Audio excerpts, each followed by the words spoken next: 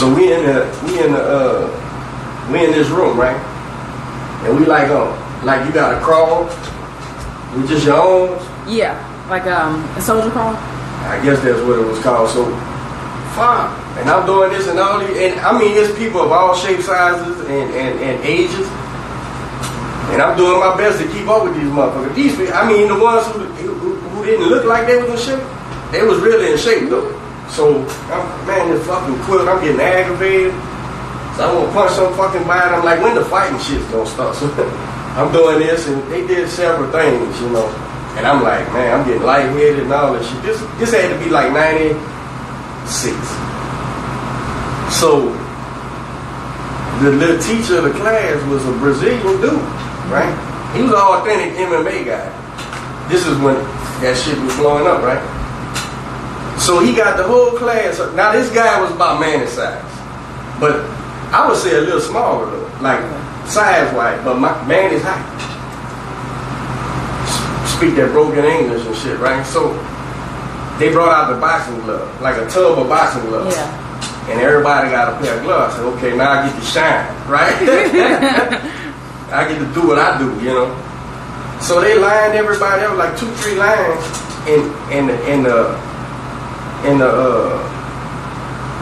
the teacher put on a pair of boxing gloves, right? Mm-hmm. We didn't put no boxing gloves on, but it was a tub of boxing gloves.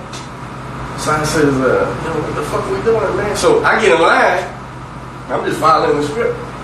And he's standing there with the gloves. He was a southpaw. He was southpaw stance. I don't know if he really was. And you had to run. You had to go at him and take him down off his feet. Mm-hmm. But fuck, I ain't comfortable doing that shit either. I don't know nothing about that, you know. And he was punching the shit out of me. Why you trying to do that? And I mean, he was punching. He wasn't not punching. He was really punching. So I'm 6'1". I went. He's a little guy. I'm thinking I'm gonna just snatch him up, right? And man, I went at him and he caught me with a hook or something, and I backed up off him, right? And come on, he said, come on. So I did it again. He hit me again. Well, I got mad. He could see I was getting mad, right? Because this wasn't no older dude either. I probably 23. He was probably 29 or something. I said, give me the fucking gloves, man. Right? Now I mean, I didn't realize. Yeah, I'm lying. Okay. I didn't realize, you know, I'm in his shit or not. I didn't even think like that. I just said, this dude done hit me. I'm about to knock him out. So he looked at me just with the coyest little nice grin. Okay. And gave me the gloves. Yeah. I said, yeah, boy, I put the gloves on my hand. I said, now you come at me, you know. Man, that motherfucker moved so fast. I was swinging that air, man. Before I knew it, my feet was in the air. My head and shoulders was on the ground. And he was pushing my hip one way and my shoulders another way. And it felt like my fucking spine was twisting, man. Yeah. And I didn't know nothing about tapping out or none of that shit. I just was, motherfucker, you know. And he let me up. He said, you understand? Because he couldn't really speak good English. I said, yeah, I understand. Motherfucker, do that again. So I stood back up. I'll be damn, man. Shoot. Got me off my feet. I said, this shit is real, man. Yeah. Now, all this with a quilt on my damn back, man. I said, man, so I said that to say this when I left. I said, man, it's a whole nother world of fighting out there that ain't ready. This is 1996. It's a whole world of fighting out there that you don't know, man. And just like I tell people all the time, man, no, you done seen fighters fight, right? A real fighter in a street fight. You done seen that's the dude that hit the dude and it's over. Yeah. Because you know how to fight. They don't. You take advantage. I said, with this shit out here, man, you really don't know, man, who you fooling with, man. So it's deceiving. Yeah. It's deceiving. Like you would never, people look at me and be like, you fight? Yeah. But it's intriguing to me. And then at the same time, MMA fighters, I won't say all of them, but a lot of them think that boxing is not as hard. And I'm like, it's levels to the shit. Oh, you might be able to get away with somebody who's new in boxing, but then you go to somebody that's seasoned, and then you try to have that same kind of rounds with this person. you can get your block knocked off. You can get dropped with a body shot, and then they're gonna play with you for a round, make you feel like you're gonna do right, and then they're gonna knock you out. So there's levels to it. MMA guys are just as at a disadvantage in the boxing ring as boxers is in the MMA ring. And I don't think one is more difficult than the other. It's two different things. I'm with you when you say it's two. Man, I got a neighbor, big MMA white dude, big MMA guy. Man, when Lil Floyd was fighting Conor, he came over there excited, you know. He was fighting who? When Conor and Lil Floyd was fighting, Conor, yeah. He go, and I'm a Conor McGregor. Well, I was a Conor McGregor. Man, I like how he talk shit, but man, you got to do something with old boy, or quit talking, man, or retire or something, because that's your you got to come back, bro. So he come over there, D, what's up, man? All right. What chance do Conor really have? I said, none. And he looked at me kind of peculiar, right? And you could tell guys who think fighting is just fighting, and they don't realize. So I said, none. He said, man, you tripping, man. McGregor's a punch all this and that. I said, let me ask you something, man. What chance you give Lil Floyd in that cage with McGregor? He said, oh, none. I said, it's the same fucking thing, man. I said, he ain't gonna do nothing but sell. Lil Floyd ain't gonna do nothing but sell what he wanna do when they fight. Man, damn. So he goes back to after the fight happened, whatever. He's like, he said, man, he went a bunch of rounds, but Lil Floyd wasn't trying to fucking do nothing. I said, no. I said, he just was walking forward. That's a little bitty dude that was really embarrassing your guy, walking forward, showing him he's not in his element. Now, Lil Floyd wasn't getting that cage with him because the same shit was happening in a different manner or whatever, but ask a football player to play basketball. Right. Ask a basketball player to play football. But I think mainstream fans think fighting is fighting. It's not. It's two different completely things. So I'm not adverse to, like I said, talking to MMA guys and all that stuff. I ain't gonna have shit to talk about except from the boxing perspective. Mm-hmm. Now, what you say about Clay and Quentin? Mm-hmm. When they offered me the opponent, right? I checked him out, seen his MMA fights and all that type of stuff. Now, I was 100% confident that Quentin's gonna stay safe, regardless of what happens in the ring. And I knew this guy ain't gonna be able to box with us. Right. And we're boxing, so I'm fine. I didn't like his size. I didn't like he was a big, strong kid. I knew that. But we had to fight. Right. We tried to get the show on the road. We just turned pro. We got 4 fights down now. So I was fine with taking it. But I knew it was gonna be ugly. I knew it wasn't gonna be pretty. Yeah. Chances of catching him and knocking him out clean it even gets harder because of the style of brawling he's gonna do. But I was never worried about not beating him. Yeah. And so we went in there because it's boxing. So we went in there and sure as shit stink. He rough and tumble and shit, and I like the dude now. But it's such a different world that, you know, I had another kid from here, an MMA guy. He got some fights in the cage. He came sparking. A white guy named, I like him too, man. Spar Robin and shit. And MMA guys even box different. Oh yeah. They call it boxing, but it's they kind of boxing. It's not. It's probably a mixture of they're looking for a takedown.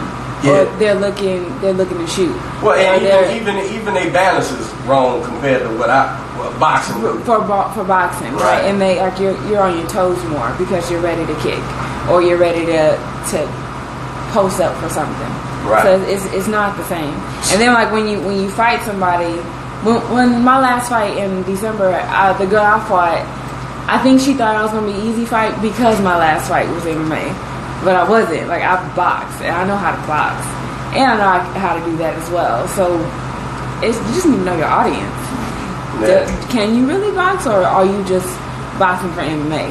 And that's what I tell my students when I teach them. Like, is that what you want to do? Or are you just wanting to box, or do you want to do MMA? Right. Because that's two different worlds. I'm very confident, and there'll never be an MMA guy that's gonna come into boxing, and outside of somebody getting clipped, which can happen, he's never gonna compete on the elite level the same way I know a boxing guy. Like when these retired champs go over there, it's stupid, man. You finna get hurt, bro. It depends. I think it depends. Like I was telling you about the style bender. His name is Israel Adesanya. Mm-hmm. He's done all three. He's MMA, boxing, and kickboxing. And I've seen how he boxes, and he can box. And it just really depends on who it is. Is he good enough to compete on the top level in boxing? If he were to just solely focus on that, yeah. Damn, well, what are you doing over there, man? And then Cody Garbrandt, he's good enough to do that because that's where he started. He did wrestling and boxing separately growing up. Ain't he been getting knocked out though from MMA guys? He has.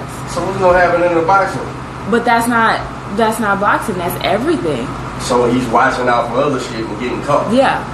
So if you solely focus on boxing and you got a boxing background, your chances probably are just as good as anybody else. I would say. God, you know better than me. But it's an elite amount of people that would be able to do that. Not everybody is capable. Right. I think it's such a different thing, man. Just from the outside looking in, and I say that to say I would love to incorporate MMA guys into the show, and especially local Houston guys to talk to them, let them say they think. But I think that'd be a good conversation to have and ask questions. Like, for example, I had one coach, my coach, when he was just coaching me for my MMA fights, he had to work with my MMA coach to understand, okay, you can't roll, you're going to kick in the face. Mm-hmm. If you can't do this, because that's where a shot is. And it's altering it and tweaking it in order to get it properly done right for MMA. Mm-hmm. And then when I decided, all right, it was just too expensive for me to get that MRI. We knew that tumor wasn't cancerous, but it was still a risk to my health if I were to continue to do it. So I wanted to continue doing something that I love. That's how I fell back in love with boxing. But going back to just boxing was an adjustment period. I wasn't looking for a shot anymore. I wasn't looking for somebody to grapple with me. I wasn't looking for somebody to throw elbows, because in the pros you could do that in MMA, and that's kind of cool too, to know that your whole body is a weapon. But then it's cool on the other aspect of things, because in MMA you have the same amount of punches, How are you going to be more effective than that person? So that puzzle is a way different type of puzzle than this. So you've got more tools, but you have the same amount of tools as this other person, but who's going to come out on top? Right. Alright, Facebook, we're finally live. We've been out live on Instagram. Yeah, about 20 minutes. We are live, where we at? The grind boxing on your hat, bro. Did y'all forget? We have professional. Did you go pro in MMA too? I did. Professional MMA practitioner. Yeah, no, practitioner. He knows that. And pro boxing, JASMINE CRAWFORD. You fight at 47? 45, 47. 45, 47, welterweight. I'm a big fan. And I said, you was the second girl. I forgot. We had Carmen. Mm-hmm. We had Carmen Vargas on there. And then, of course, we had Marlene first, and then now JASMINE. I like the women fighting, man. One of my best fighters was a little girl, and she. I was telling my son last night, we were looking at the Pan Am games, and Jenny had a rough fight. Did you watch it? No. She lost, but she fought Colombia, and she was like a given gold medal for the USA. So it was a big upset. You know, that's what they were saying. So she'll get right. She'll come back and get them in the Olympics. It'll be even greater. But I'm talking to my son. He's watching it with me because he knows Tiger. He was looking for Tiger. I said, nah, man, Tiger done lost. The big white boy, the heavyweight, who everybody, Jeff, K, all them dudes told me how good this dude is, including Quentin. He's been down there the whole time. They bring in monsters for this kid, man. He's 6'2". How old is he? I don't think he's that old, but he's been on the national team for a while. But he beats them 6'6" guys' ass and shit. He's a real fighter, you know. So they say he got robbed early. With Cuba, he didn't even make it to the medal round. But this is the story with the U.S. man every time. So last night we was watching, and Keyshawn lost. Everybody figured he was gonna get a gold. Troy lost. Did he lose or did he really lose? That's the thing. So I tuned in when Keyshawn was on the podium getting his silver, so I didn't see the fight. Quentin had called me when the fight was over and said, "Man, nah, bro, he won, man." Wow. And then, so I got to watch Jenny and the other girl, the black girl. And two? Yeah, not the big girl from Houston. Not her. I know who you're talking about. I'm forgetting her name. Excuse me. I'm I've been hit a few times. She ain't big. Well, she ain't little. She thick. Yeah. So she won the gold. O'Shea won the gold. The girl I'm talking about, I thought she won, man. And they robbed. I watched that fight. And they robbed her, man. But something got to be done by these Cubans, bro. I'm serious, man. Listen, I'm not no. Anybody will tell you, I'm not no amateur coach. I came into amateur coaching. Actually, in 2007 here in Houston. I was only around the pro game as a trainer, learning the ropes and professional prize fighting. And to be honest with you, I guess every fighter I done trained has been trained as a professional fighter, and Quentin took it to national, national title. 2 years, he did far better than I ever would have thought because I was transitioning to the amateur game. Now I ain't lost too many fights since I've been here in Houston with amateur fighting. Novice, sub, not all that. But man, I'm just looking at it and I'm going, man, you gotta quit playing that amateur game, man, because they got that on lock. It definitely is a game. It's a point game. Yeah. So no matter how how's the sound? No matter how good your defense is, Bambi Manzo, she's out of Baytown. Bambi's real good. She teaches a team of fighters, but her fighters out of Baytown. I know what you're talking about. Yeah, she's got a couple kids there that are real good, and they've lost fights just because they've got good defense. And so they're going back and they're being defensive and they're throwing punches while going back, which not every fighter can do, and they've lost because they're not doing it according to the amateur rules. And I think that's bullshit. So if you have a person that's just throwing punches like Sinead, they're gonna win because they got more accurate. They got more scoring. But this person over here, it looks better, their technique's better, and they're more defensive.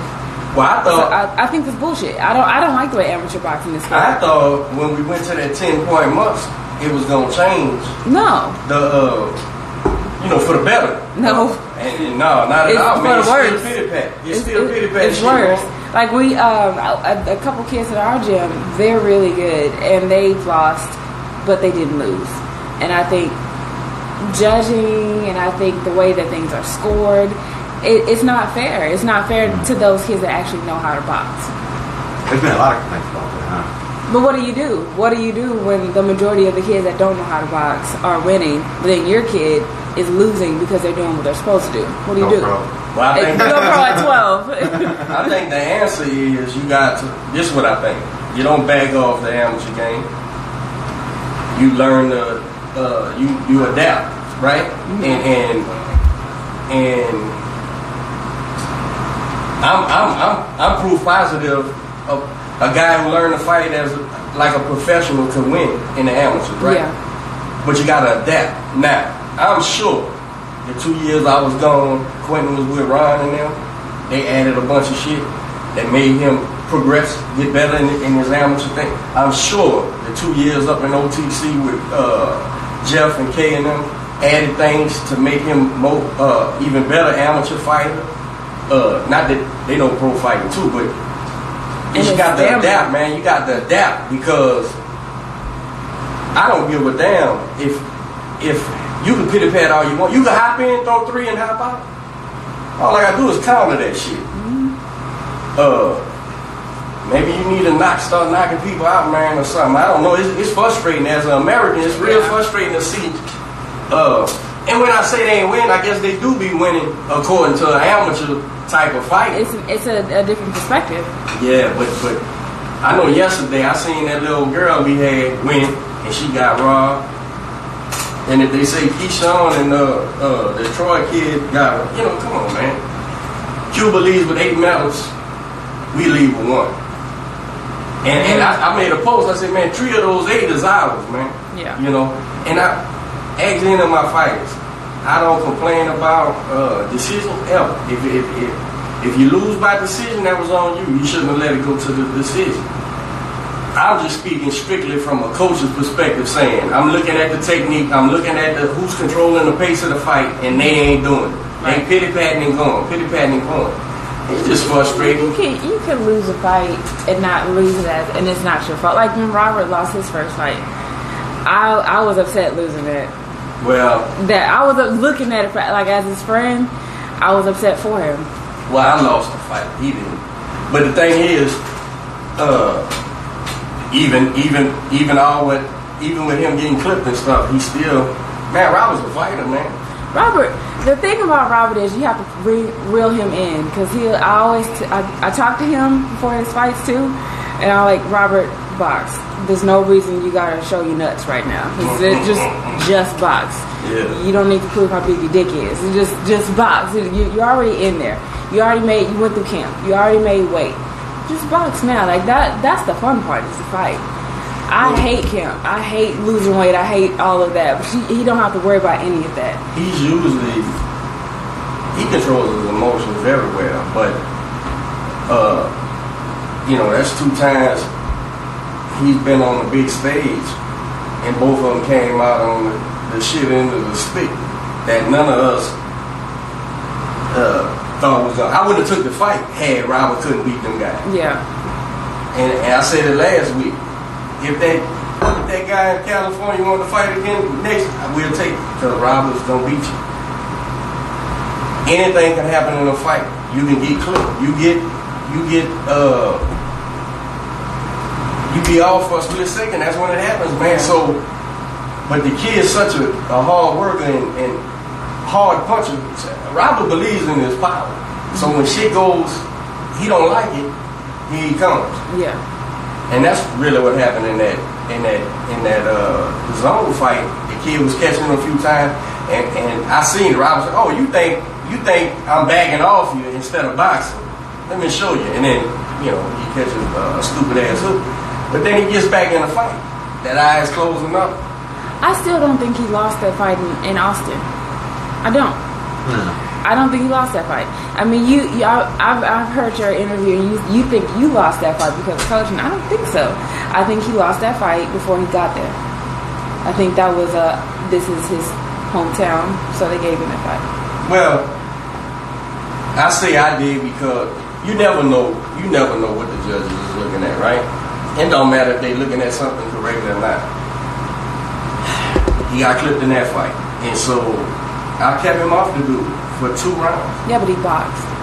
He did, and when I sent him out there to win, he went out there and damn near stopped it. Yeah. Man, the judge, when I looked at the cards, that the judges were so crazy. The round where he got the knockdown, one of those judges just made it a 10-9 round. They didn't even get a guy credit for the knockdown. That's because he came back and won that fucking round. And I just feel like I'm not gonna sit there and tell you, man, we won if we didn't win. Right. Officially. Because I think it should be motivation and fuel to say, look, these people will take this shit from you, man. And I think that's all the reason why when he got really hurt in California, he fought back so hard. Yeah. I'm not gonna let y'all take this shit from him. And so I ended up taking it from him, right?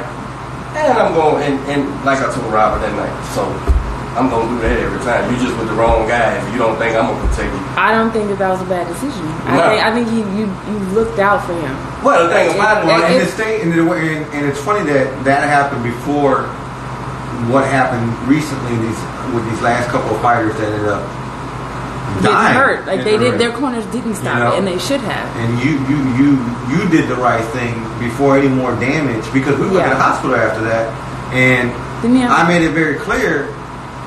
I'd rather come here to the hospital and be wasting our time waiting on this bullshit ass doctor just to see us than to be at the hospital having them sit in the fucking bed, us three staring at each other. Why didn't we stop the fucking like fight that? You didn't wait. So you didn't take. If anything, you gave something to him. Oh, listen. I never thought of it before. I text you right away so you would do the right fucking thing. Listen, I'm responsible for this kid's health. I know this kid. It's been 2 years I've been training this guy. I know what he'll do, what he won't do. I know when he's questioning himself when he ain't. I know when he's trying to win when he ain't. I know when he's going to throw caution to the wind. And it just frustrates me because I've been there before. My last amateur fight, that's how I got these scars. Mm-hmm. So I broke this finger, and this finger on her face, and I heard it. And I heard it when it happened. It sounded like celery breaking. All right, Facebook, we are live. We finally got set up. They've been chopping it up for the last 40 minutes. We have Ms. Jasmine Crawford, Boy Man Fresh, Coach Derek in the house. Soapboxing Podcast, coming to you live from the Brian Boxing Academy. She's been telling us our story on Instagram. Coach and her have been chopping it up while I've been trying to get this live stream going, having all kinds of difficulties. She was talking about. So you started off. You started off in MMA. Thank you.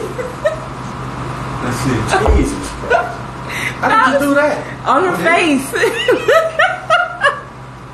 Wow. So I was beating her. In every round, I was beating her, and I lost that fight before I got there. That's why decisions like that. And it was an amateur or pro? It was amateur. And it was just a clean shot. It was a clean shot to the dome, and then that's bone on bone. So it just happened, and it was a hook. I remember when it happened. I remember how it sounded, and it was the beginning of the second round. And I didn't tell my coaches until the fight was over, right. And I just kept using it like a moron. Them bad breaks. Those are very, very bad breaks. And I have a reminder of me being robbed because they took that fight from me. Well. Once you... Decisions like that really bother me because it's not fair and you can't overturn it. Right. And when you have something in the back of your mind, it fuels you. It for sure does fuel you because I know when I came back, I was like a monster in the gym. I went so my level went from here to here because I was so motivated. But I still have a reminder of something like that happening and you don't forget it. Now look, I'm well aware that I'm well aware that Robert is a professional prize fighter, mm-hmm. and this is his career. I'm well aware what a loss does to your record. This either you make or break you. It'll motivate you or make you stop. Believe you me, I didn't want to stop the fight, right? Mm-hmm. I don't want the L on it. I say this a lot and they get mad at it. I don't lose, man. I don't lose. I don't believe in losing. I don't want to lose at all costs. But the responsibility to someone, man, I got 8 kids, man. Since I'm a kid, I've been having kids. Children. Yeah, so the responsibility to a human being been on my mind, you know, and knowing that you can. My daddy said, I always say this. My daddy always say, boy, each human being can only get hit in the head so many times. Right. And you don't know what your number is. Yeah, which is going to be your last punch. So, I'm well aware of that. Now, you fighting with one lamp, right? And your defense is just basically cover your face up on that side and keep going. Listen, man. Robert would have kept fighting to that 8th round. Robert would have kept fighting. And Robert might have knocked this clown out. Yeah. How hard he punches. But 2 or 3 shots that you don't see coming is enough for me. It just wasn't worth it. No, not because for his health. and I'll say this, everyone. I mean, y'all always got the naysayers and the people who don't like you, don't know you, or whatever. And they got an opinion about you and all that. And that shit don't matter. Not to me anyway. But the feedback Robert got after that fight was all positive. Even with him being hurt, they was like, dude, bro, you put yourself back in that fight, you damn near, you know, you probably would have won. I had Alfonso guy tell me at that show, man, I'm a Robert Redmond fan, man. That dude, you seen what? Yeah, I seen. I was there. And he said, man, he battled back. I think he was gonna stop that guy. You know, now who knows what would have happened, but he didn't embarrass himself, even almost. You know, you a fighting man. Shit happens, bro. When you base your ability and your career on bullshit, a loss whoops you. Yeah. When you know going in, anybody can get clipped, anybody can lose. I got to be on my shit. You can deal with adversity. You can deal with it. You can tell yourself, this is where I fucked up. And that's where one of the cleanest fights I ever had was my first real fight. And my first fight in MMA is, I usually talk to myself, and I don't want to be around anybody. I'm with myself and I'm with my coach. I need to be around Deuce and I need to be around that. You know, Chris Powell, I call him Deuce, whatever. I need to be around those guys. They're like my brothers. But for me, I always surrender and come at peace with losing. And not that I'm like waving the white flag like, all right, I'm just going to lose, it's cool. But if it happens, I'm okay with it because one, I've prepared my ass off. And there's nothing more that I could have done in this camp. And two, knowing that I'm going to give everything going forward, give everything in this fight. And if I lose, that person was a better person that day. But I have to become at peace with losing because if I don't do that, then I'm going to let it beat me. Right. And I don't want to beat myself before I get in the ring and try to beat someone else. Right. So it's my way of psychologically becoming peace with whatever decision as long as I'm in each second. In each second of that fight, of each round, and just working. Because you don't know what's going to happen. You don't know what's going to happen second for second in a fight. Right. Things can change in a split second. Right. So I just want to be present in every second. Well, you know, I learned early on that if you're doing the work and you with the right person, you know what you know. It's not a guess. You ain't being sold some bullshit. A fighter gotta understand, man. It's a fight, and if you come out on the wrong side, then you got to know it was something you could have did different. Mm-hmm. Be it defense, more active, whatever the case may be. That way you can go back to the gymnasium and work and say, if I ever get this motherfucker back in there, I won't do that again. Right.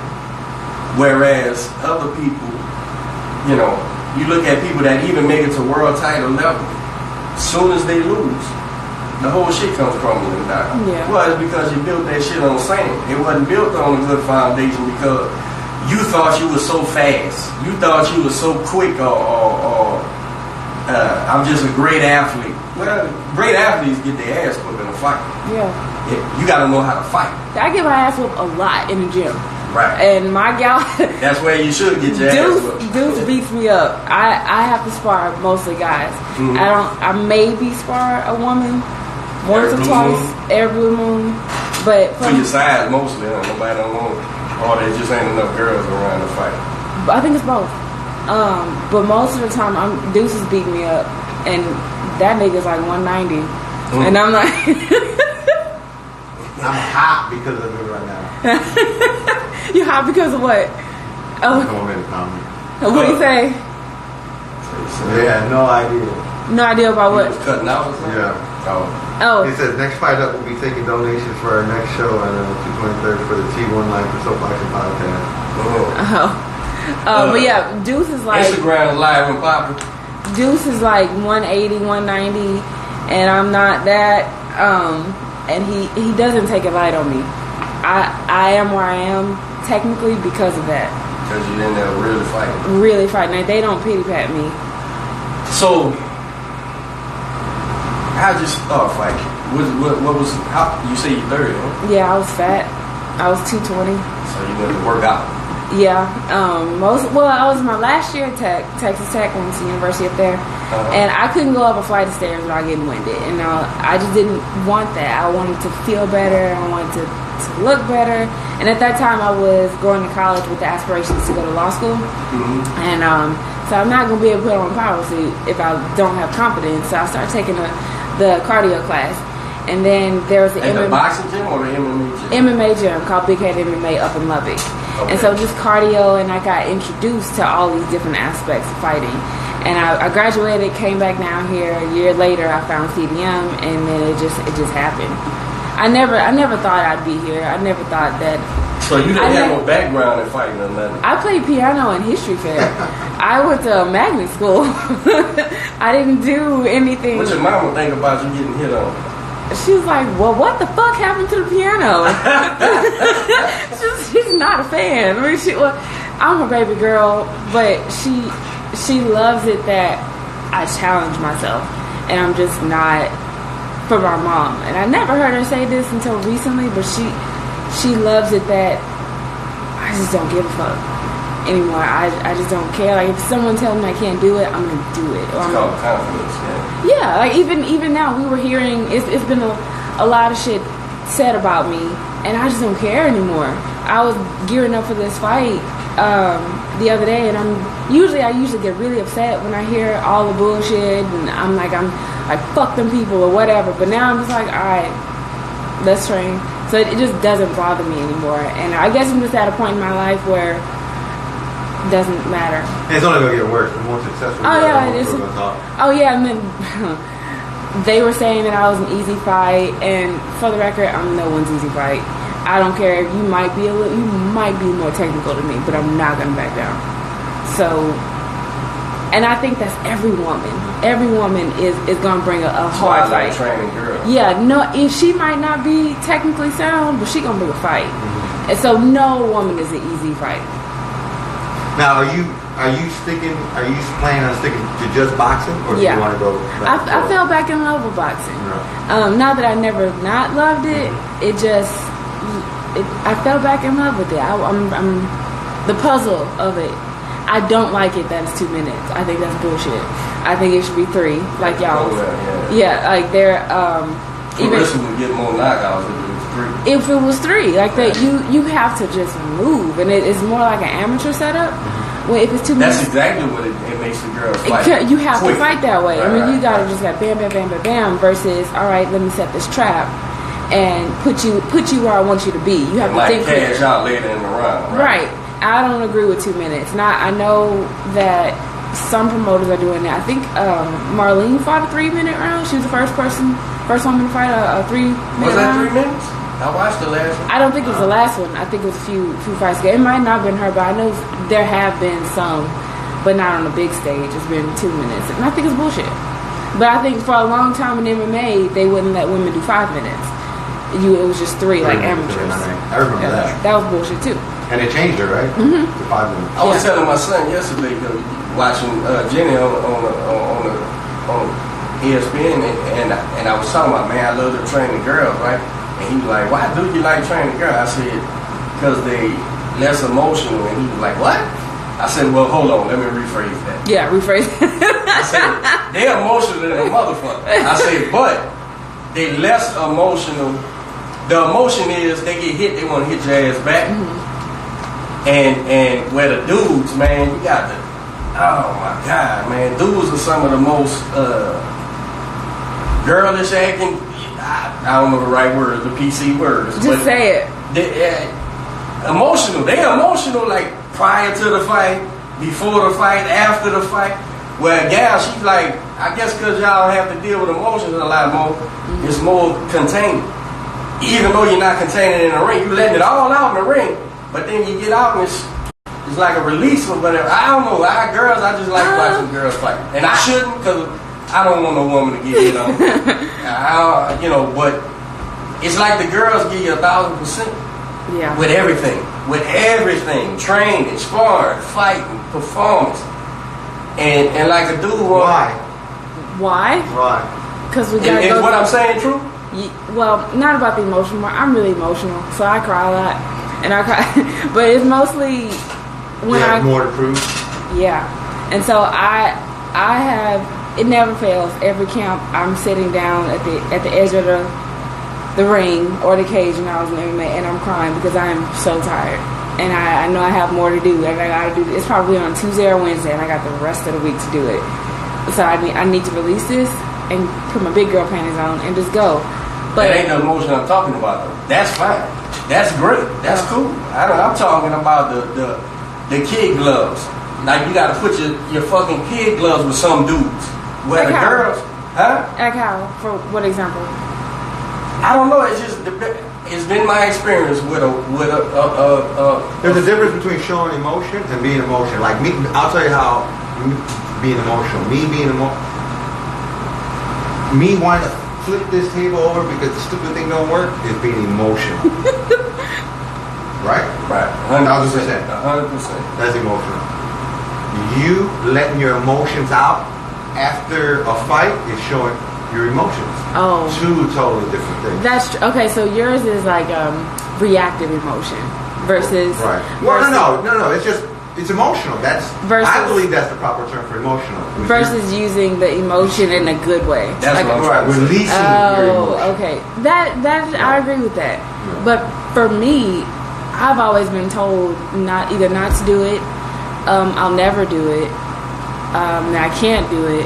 I'm not. You don't take your opportunities for granted. Not that, yeah, and that I'm not pretty enough to promote. That I'm not this and I'm not They that. told you that? They haven't told you that. Yes, I've been told a lot of bullshit, but it just don't bother me no more. It used to, but now I've proven so many different things. I started from 220, and I look really little, but I'm solid. And my lowest, I've been 132.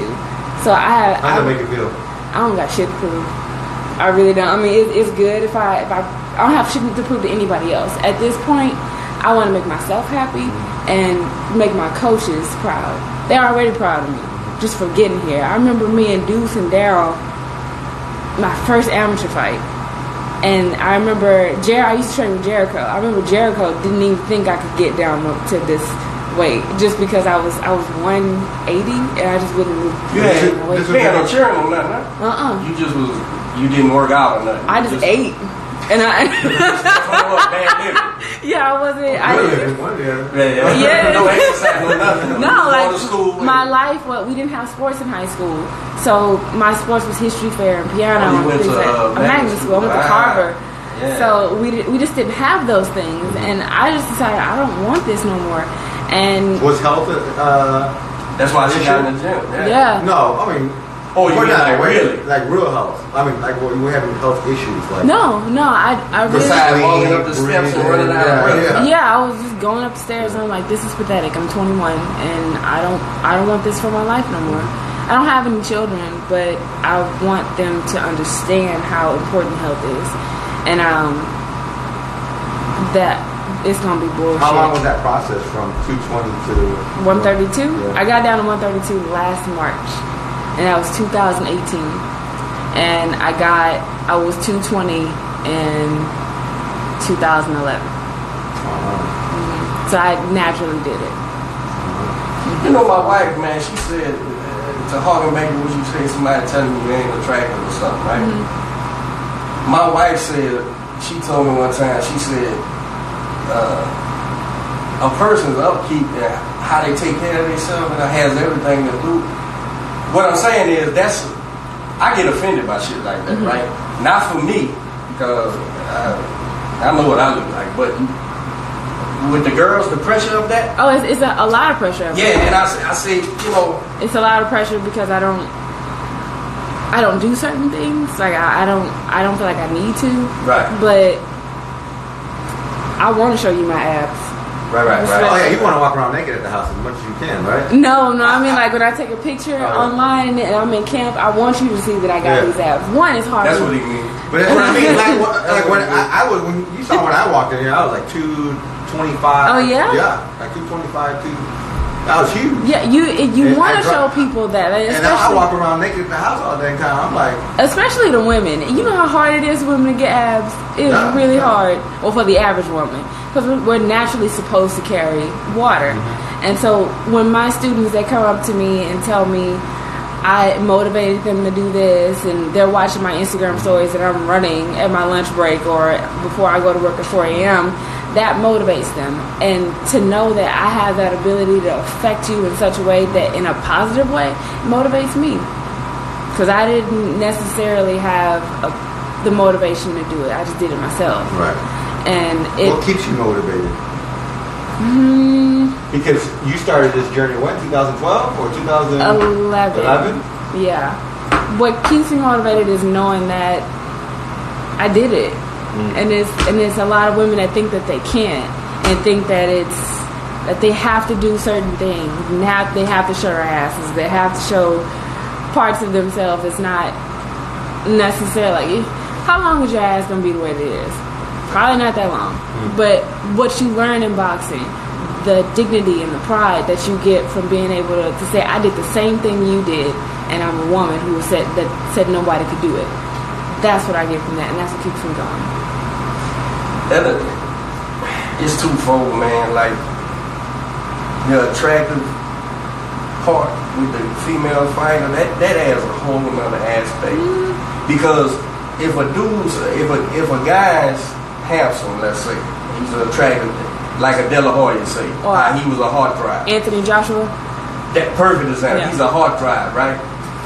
That don't add shit to a dude. That just makes him know I'm the shit. It makes him more lucrative. Makes him more money. But I ain't gotta sit back and go, I ain't under no obligation to be anything other than that. And then you take like a Bernard, who's not the most attractive fella, but you gotta appreciate the sport. And it doesn't matter. Nobody's judging you on how. It's not a fucking beauty contest. Whereas the women, I told the other gal, I said, you know, that pisses me off because, you know, this is a real life thing. This is professional prize fighting, and you know how hard it is. It's you against the whole world, man. It ain't no league, it ain't no off season, it ain't none of that. And then plus, you want me to look a certain way, regardless if I can clean up and be a runway model. This right here I don't need to be a runway model in order to compete at this. And it's just, I don't know, I'm not a feminist at all, but I see the frustration it could be, because little girls like look at the magazines and the Instagrams and shit,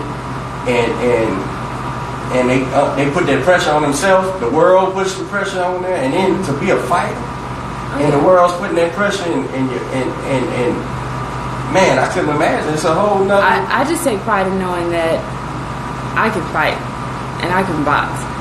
And when you see me fight, like you're getting the show. And I'm gonna probably clean up afterwards, but I'm gonna do it because I want to.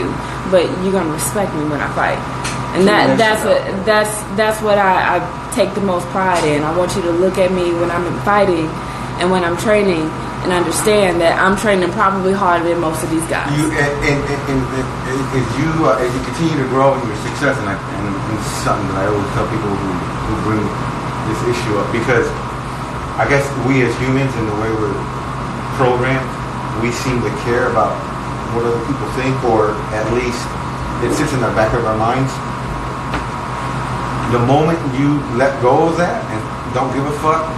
See, because when you're conscious of what other people are thinking, then it affects your actions. Yes. And it affects who you are. The moment you stop giving a fuck and just be you, not only do you perform better, but you also grow into your true self. Because you have nothing hindering you. You have no one else's judgment. And the thing about it is, the people who are watching you and they love what you're doing, people don't speak up.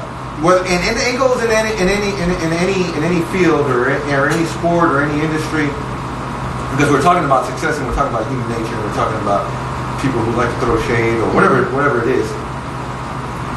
People are a lot quicker to be negative than they are positive.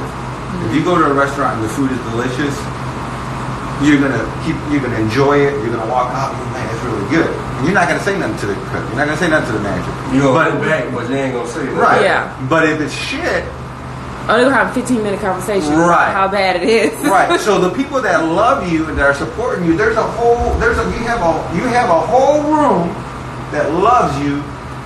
But that one person, and then sometimes that one person who don't know shit about shit, don't know your story, don't know who you are, don't know where you came from, don't know what your process is, and we tend to focus on that one person. Then all of a sudden we begin to cater our actions to that one person, and we're denying the rest of the room who you truly are. Like you become hyper aware of the negativity, and so you gotta fuck it and be you. And my mom told me that. I talk to my mom. I have a routine every fight. So on fight day, I go and talk to my mom. She's not allowed to come. First of all, my mama will be out there with her purse trying to fight other people. She is not allowed to. She shouldn't be. She's never, not her or my dad. But I go talk to my mom, and it motivates me even more. But even in the middle of camp, sometimes you're like, I can't do this, because you just camp is long, and then it's not just you have your boxing life. I have a job too. Right. I've got to pay the bills. A part of me should have been a drug dealer, so I could just have time to box. But they usually don't end up right though. It don't end up right. So I tried the legal way. But full disclosure, no one go sell drugs. And I don't want anybody to go sell drugs. But it gets to a point where you're burning both ends of candlestick, and at a certain point in time, it's gone. You have nothing left. Right. So I usually get really down, and I talk to my mom, and she'll tell me something real hood or real thuggish. She'll be like, I didn't raise no weak ass woman. Right. So she'll something like that, and I'm like, yeah, she's right. And so it helps me to move on, and it helps me to block things out. And I'll promote on social media, but for the most part, the closer to the fight, I'll take it away. Get off social media. The day of the fight, I don't even have my phone. I either give it to my sister or my coaches, just so I can block it out. Because the people that I want are the people that are there, that are right by my side. I don't have to ask them to be by my side; they're already there. And you just this sport is the hardest thing I've ever done.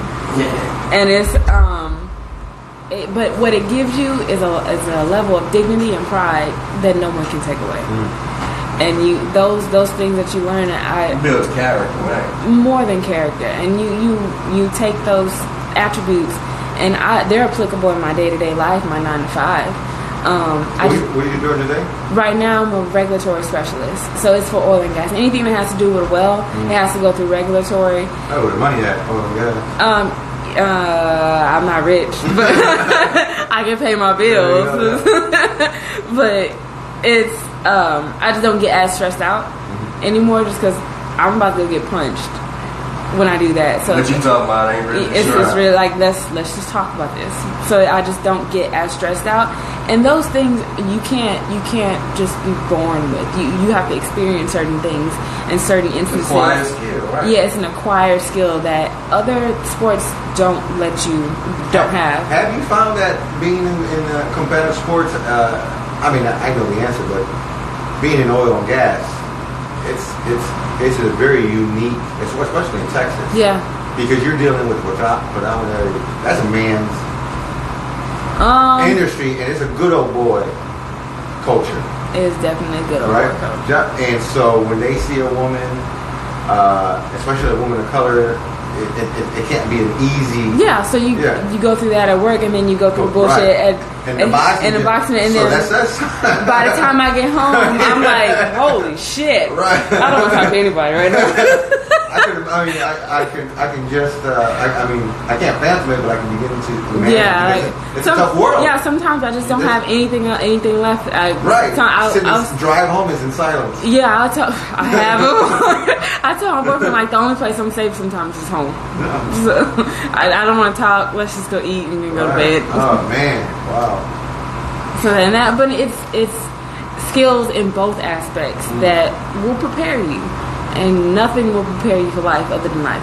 Nothing will prepare you for the ring other than the ring. So you just have to kind of go through it. How many amateur fights have you had? Only 2. Okay. Only 2 in boxing because 1, there was a lot of bullshit, and 2, it just didn't happen. Like I went a full year and I signed up for fights, backed out. Like it just happens. It just happens with women. Like either it's no one signed up. I'm not a small woman, but I'm not a huge woman. So I'm at that weird spot where it's not. Kill yourself to make weight, or you kill myself to make weight, or I go up and I fight at a disadvantage. So I'm taking it that was the catalyst to turning professional. Yeah. You can't fight. Yeah. I'm doing all this training and I can't fight. Shit to do. Yeah. Now. But I always felt like how you said you taught with a professional method. That's how I was taught. Right. I really wasn't taught to be an amateur fighter. And in MMA, you the only difference is in MMA is elbows and time.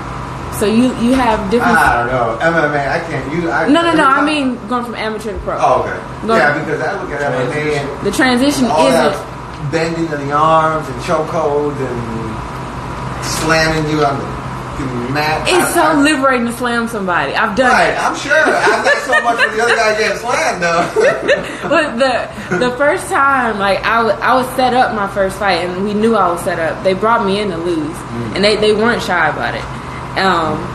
And that was my cleanest performance in MMA because I had so much to gain, and all I had to do was just become at peace with losing, and that's exactly what I did. I remember telling myself, okay, you probably don't have a black eye, you probably don't have this, you probably don't have that, but fuck it, and I did. And they still talk about that fight because I was supposed to lose that fight. And they, my coworker at the time was friends with the promoters at the time, and they still talk about how they really thought I was supposed to lose. So in every fight, there's always been something for me. I was always supposed to lose. How many fights did you have in MMA? 5 or 6. So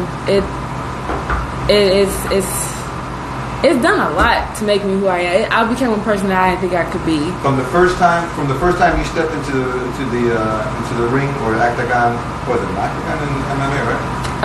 It's only an octagon for the UFC. They've copywritten. They've copywritten that. Right. So you can only say the cage. Okay, so from the first time, what was the feeling from the first time you got into the very first time you got into the cage to your last pro fight? What were the emotions, the different emotions? What were the differences in the emotions? Man, the first time I knew nobody in there wanted me to win other than the people that were there for me. How did that make you feel? It made me feel very lonely, but like I have everything to gain versus everything to lose. And like when they called me out, no one was clapping except for the people that I knew, which was like maybe 10. And were you were conscious of all this? Oh yeah, I was conscious of everything. They played the wrong music on purpose just to fuck with me. And the people, it was a guy, and he knows who he is. He told me straight up to my face, "You won't do well in this. You're not going to do good, and I think you should stop." He was sitting front row, and he was the first person to message me after the fight. And that's what he said? No, he told me that before I took that fight. Okay. And then he was the first person to message me, always saying I always knew you could do it. It'd be like that. Yeah. So it was a feeling of I can just go tell you to suck it type of thing, because I didn't think I could do it, and I just told my coach this. Every fight, I never think I could do it. I'm always shocked, and not because you were an athlete growing up either, right? Right. So I always have that in my head. History fair and piano. Hey, history was my favorite. History's awesome. History's amazing. But I literally just had this conversation with Deuce the other day.